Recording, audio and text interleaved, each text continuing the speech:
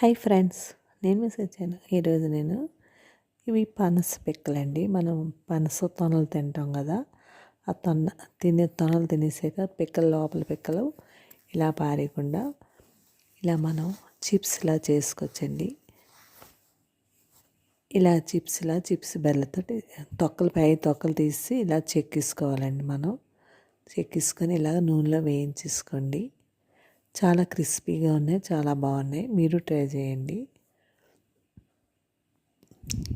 మనకి పై తొక్కలు తీసాక అప్పుడు లోపలవి ఇలాగా చిప్స్లా కోసుకోవాలండి. అది వీడియోలో చూపించినట్టుగా ఇలా ఎర్రగా వేగాక తీసి ఇందులో కారం, ఉప్పు, చాట్ మసాలా 3 కలిపేసుకొని అందులో కలిపేసుకోవాలండి. వేసుకొని చిప్స్కి మనం పొటాటో చిప్స్ ఎలాగో అలాగే దీంట్లో కలిపేసుకోవాలండి. కారం అంతా అలా కలిపేసుకొని తినండి. టేస్ట్ చాలా బాగుంటుంది. టైంపాస్కి తింటే చాలా బాగుంటుందండి. అలా ఎన్నైనా తినగలం, కానీ ప్రాసెస్ కొద్దిగా చిన్న పిక్కలు కాబట్టి ఇలా చిప్స్లా చేసుకొని ఒక డబ్బాలో స్టోర్ చేసుకోవచ్చు.